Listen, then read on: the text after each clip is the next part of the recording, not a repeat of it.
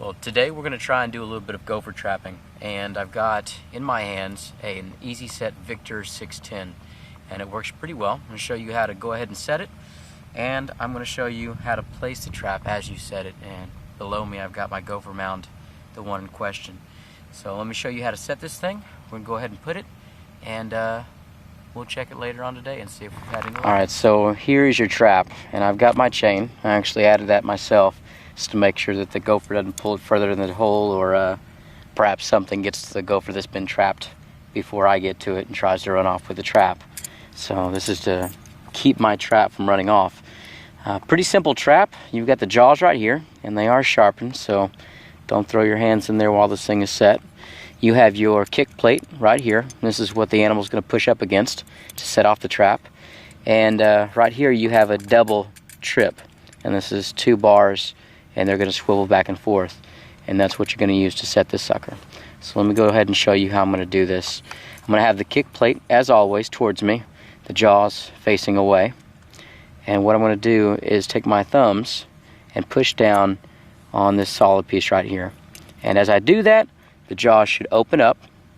And also what I'm going to have to do, okay, you're going to have to do a lot of things all at once, is to make sure that these 2 bars lift up, and at the very end this U gets underneath here.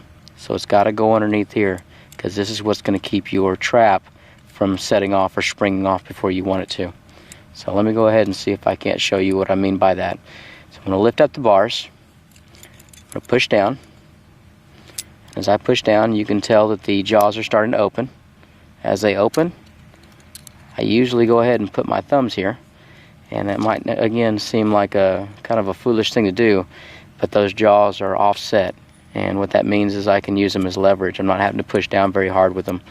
You want to at least keep one thumb over there, and if you can tell, got this right, where that U bracket is now underneath the main frame. And to keep these jaws open, all I need to do, in practice rather, is to push down on these 2 bars, and that should, if I've done everything right, keep the jaws from clamping shut. So as long as my thumb's there, bending down and putting pressure on these 2 tines, everything should be okay.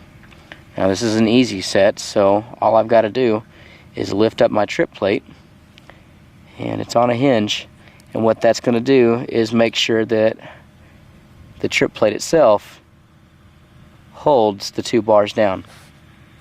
And so what that means is that once I place this down in the trap, the animal should be coming through the tunnel, trying to either come out of the tunnel or plug it up again. And in doing so, they're going to hit the trip plate, and this thing's going to shut down on their body. And the sharp tines could go through them, and the compression is also going to kind of crush them or even hold them there. So when you pull this out, 9 times out of 10 you're going to have a dead gopher. You might have one that's just simply trapped, and you might have to finish them off. But you do want to check these things quite often. You don't want animals to get to them before you do, and since this is not a humane trap, you want to make sure that you don't have an animal there suffering longer than it needs to. So I've got this thing really, really sensitive. Okay, if you can see that, there's not much holding those 2 bars down. And you can change sensitivity by pushing the kick plate back further. As I hold this thing, I'm holding it back here. I don't want to have my hand around the active portion of the trap. My gopher mound's right here. You can see a bit of the crescent. I've got my probe. From doing this enough times, I'm pretty sure that that hole's going to be right there. Yep. So had a bit of a drop, about 4 inches. I know that I can dig out, excavate right here.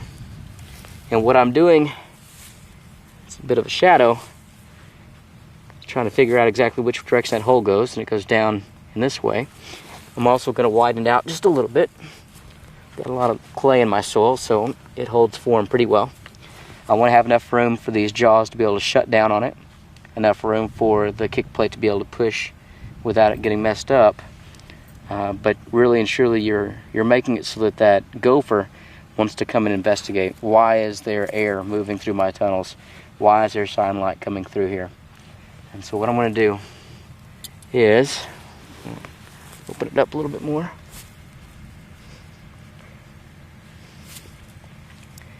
Simply set this on down there.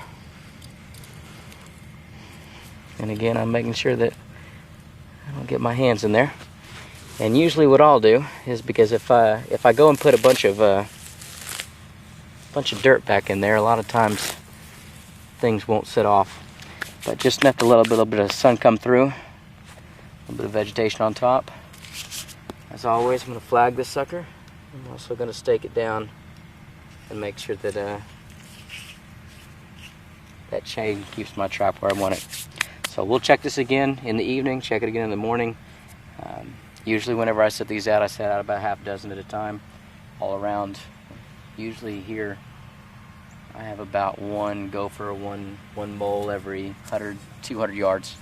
So hopefully we'll have some luck and my fruit and nut trees will fare better this spring.